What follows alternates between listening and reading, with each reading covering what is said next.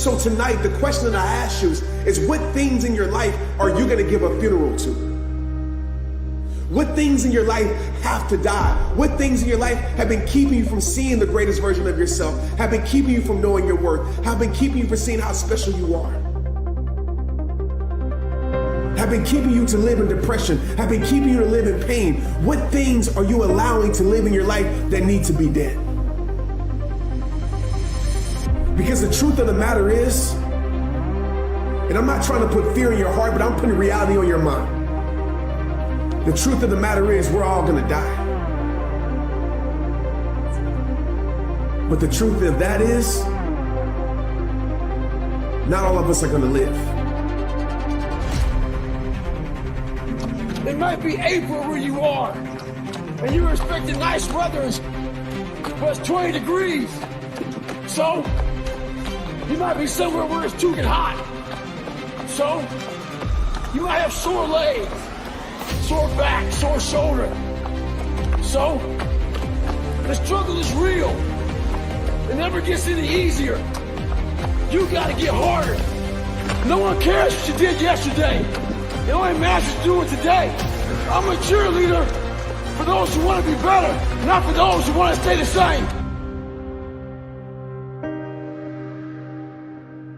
We're so stuck in this comfort zone, and the comfort zone is a beautiful place, but nothing ever grows there. We're so stuck where it's convenient. We're so stuck in this ritual where it feels good, and so when God tries to shake us up a little bit, the problem always happens before the miracle.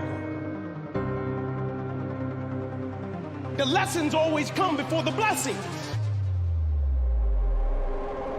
How bad do you want your goal right now? I think there's a lot of people in the world today, because it's a really niche thing to talk about, I want this is my outcome, this is my goal. Like, how bad do you want? Do you want it as bad as breathing? Do you want it as bad as anything you ever wanted in your life? And if you calibrate it at the highest enough levels, what I found is the people that are the hungriest, they find a way.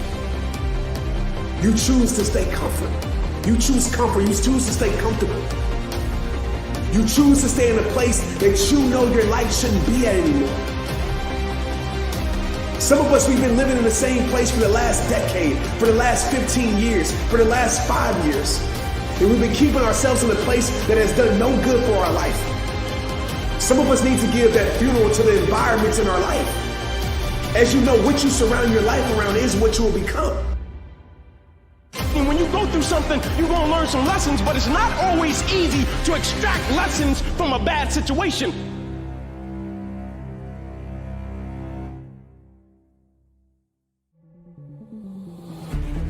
To me, every day is a beginning, a new day, a new week, a new shot at life. An opportunity to come out of the gate like a man possessed and attack the day without mercy. Today, I'm taking scalps. I'm putting the pressure on. I'm the aggressor. I'm on the attack. And of course, I will get tired. I will get beat up. I'll get knocked down and drained, and I will have some bad days. But I will not stop. When you know why you want something, when it's desperation, the power of being desperate is something that most people avoid. They think desperation is a weakness. And I'm here to tell you, desperation is one of the most powerful emotions you could possibly possess, because when you're desperate, you find reserves and reservoirs of ideas, talents, and a strength that you don't know you have when you find yourself in a desperate situation.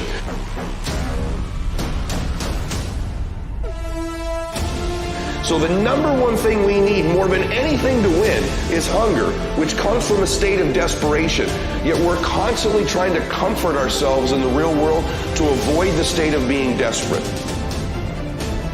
And so I love the process. I love it. I love working for what I want. I love the sacrifice. I love the dedication. I love the commitment. I love that. Everybody wants the prize. Nobody wants the process. Everybody wants to be a diamond. Nobody is willing to get cut. Everybody wants to go to heaven. Nobody wants to die. And I'm saying to you, whatever you gotta do it, because if you don't, life is gonna whoop you until you surrender. So if it's hard, then do it hard. These are not tears of sorrow. These are tears of joy, because the thing I understand, the only thing I need you to do is deal with it in the right way. And watch what God not only does in your life, watch what God does in everybody's life that's connected to you.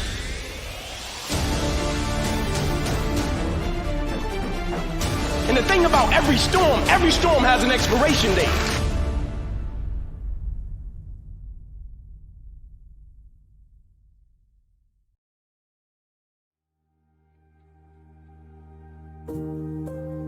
So when I don't see the point and I feel like my life is being dismantled, could it be that God's preparation comes packaged as pain? And maybe if you could see it that way, it wouldn't take the pain away, but it would give the pain a purpose. If you could see what you've been calling a failure really wasn't a failure, it was a foundation. You're 25, you could be an idiot. It's no problem. Okay, well now you're the same person at 30.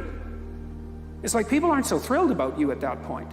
It's like, what the hell have you been doing for the last 10 years? Well, I'm just as clueless as I was when I was 22. It's, yeah, but you're not 22. You're an old infant, right? And that's an ugly thing, an old infant.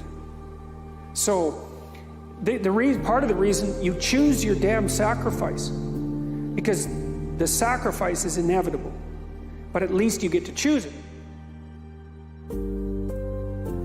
Part of the proper path of development in the last half of life was to rediscover the child that you left behind as you were apprenticing.